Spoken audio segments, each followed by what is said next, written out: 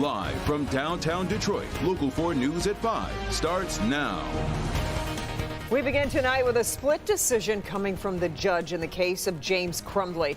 At issue, who can testify at the trial? Prosecutors want 2 students on the stand, but a judge ruled late this afternoon one may testify, but what can be asked has to be limited. Defense attorneys don't want any of those students on the stand. Mara McDonald got her hands on the ruling and shows us why prosecutors wanted to add 2 new witnesses to the list for the upcoming trial. Mara.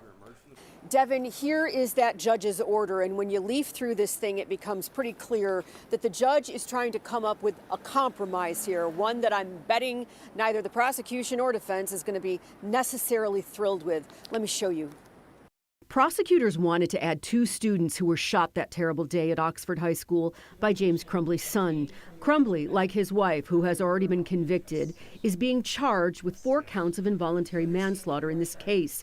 Now, his lawyers, they don't want students who were shot and survived on the stand. They argue all it does is inflame the jury. Tonight, the judge says prosecutors may pick one of the 2 students they want to add to the list, but the scope of what they can ask must be limited, saying, quote, "The court cautions the people to be highly cognizant of the sensitive nature of the testimony in combination with eliciting testimony from an understandably highly traumatized young adult.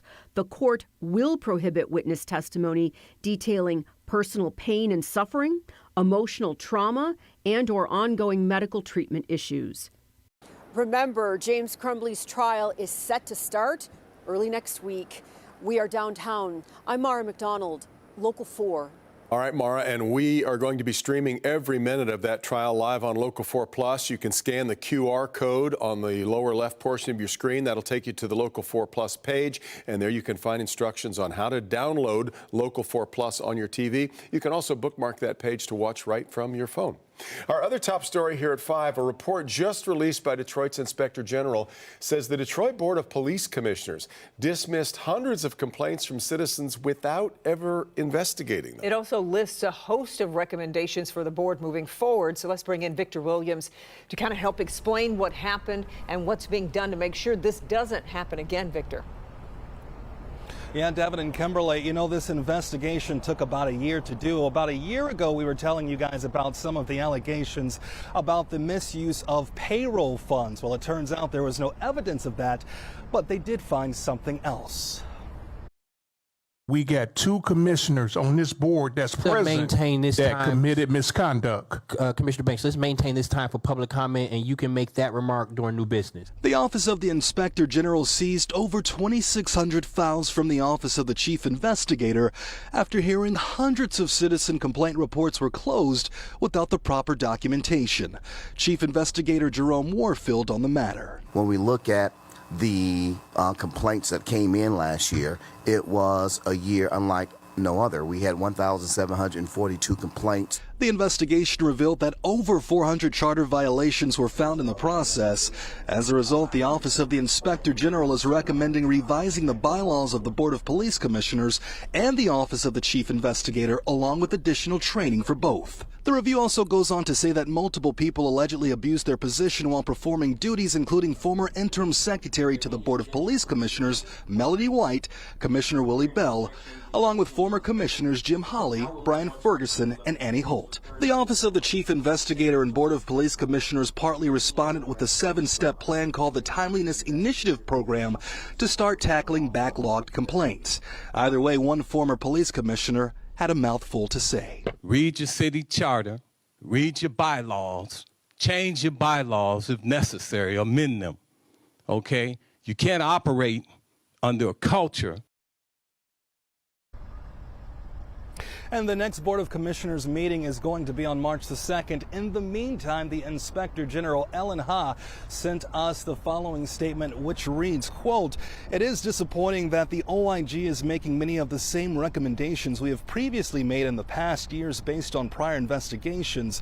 Had BOPC considered and made the recommended changes from previous years, there might not have been an abuse of authority at this magnitude." Victor Williams, Local 4. Okay, Victor, thank you.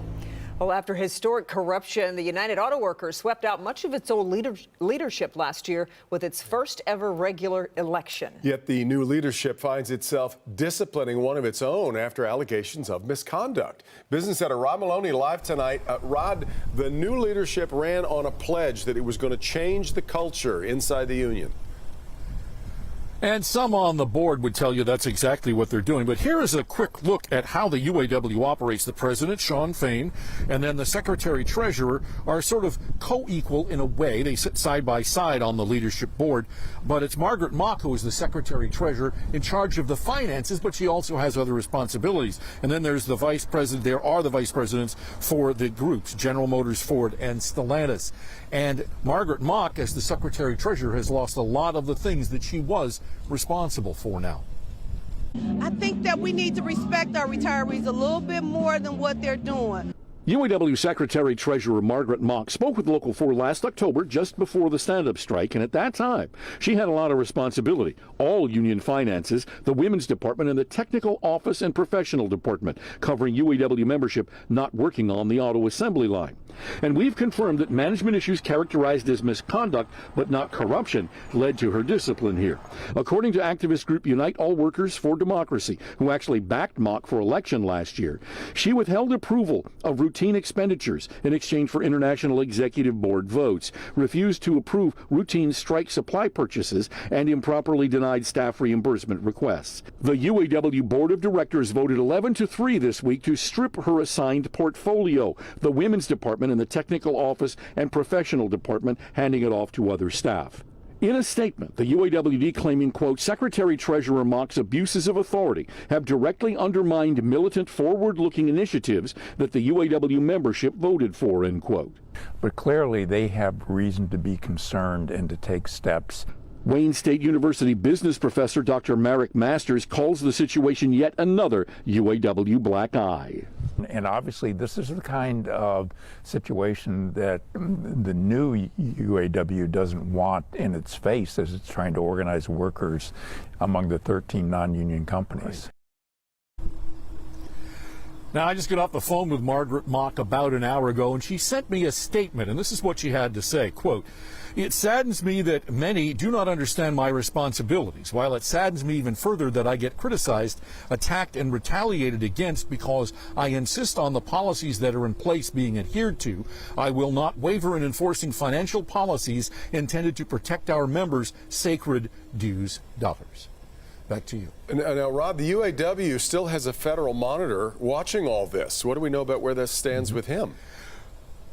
Well, already the monitor has received a couple of these complaints, and as I understand it, there's going to be an investigation to see where all of this goes. Margaret Mock says that she has done nothing wrong, and so we'll see where this goes from there. Yeah. All right, Rod.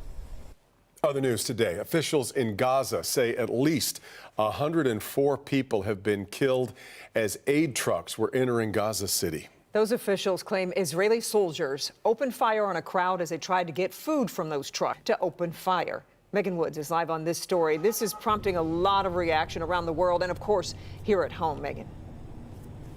That's right, Kimberly. So now you have U.S. representatives who are hearing from people right here in Metro Detroit who have lost family members over there and fear that they will continue to lose family members. So these officials are not only saying enough is enough, but they are going directly to the person they believe can make a difference, can change something, and that is President Biden.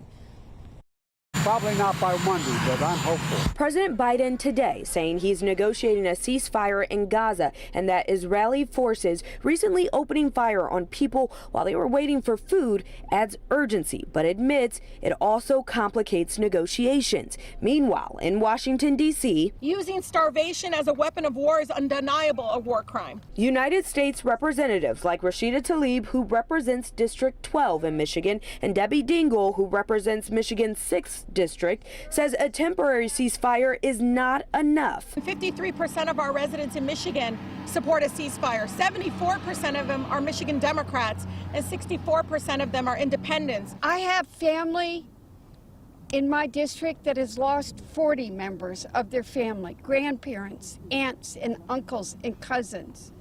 others that have lost 20 members. Congresswoman Cori Bush of Missouri mentioned they are reiterating their push for peace by going a step further. So this afternoon, Congresswoman Tlaib and I are sending a letter to President Biden underscoring the urgency of this growing catastrophe. We are requesting a meeting with President Biden. We are demanding an immediate, lasting ceasefire. We now know more than 30,000 people have been killed in Gaza since October. That's including children. We did reach out to the White House to find out if that letter has made it to President Biden or just to the White House, and we have not heard back. Reporting live in Detroit, I'm Megan Woods, Local 4. All right, Megan, thank you. We turn to the weather now. Live look outside right now. There's the Fisher Building from our downtown sky cam. Yeah, still chilly out there, though. Temperatures stuck in the 30s, but that's going to change heading into the weekend. Let's get over to Kim Adams and some good news if you like warmer weather in the forecast, Kim. Boy, it sure is good news because we have not seen the last of the 60-degree weather, and we could even be close to 70 by next week. But right now, this is about where we should be for this time of year. We should be at 40, and we're just slightly below that. 36 in Mount Clemens, mid-30s in Pontiac, 38 at the airport, and 39 downtown. It is warmer than it was 24 hours ago as we had those falling temps yesterday afternoon. 12 degrees warmer at the airport. It is 13 degrees warmer in Ann Arbor and 11 degrees warmer right now than it was just 24 hours ago in Howell, Flint, and also in Pontiac. Now tomorrow we get into the upper 40s in part because we start the day a little warmer than where we were this morning. This morning we were only in the upper teens to right around 20. Tomorrow morning we'll be at 29, climbing all the way up to 47. Start the day with sun but end the day with clouds. And then we look ahead to a nice weekend. It will be quiet and dry. 60s return by next week, but also a chance of rain, and I'll tell you which day coming up.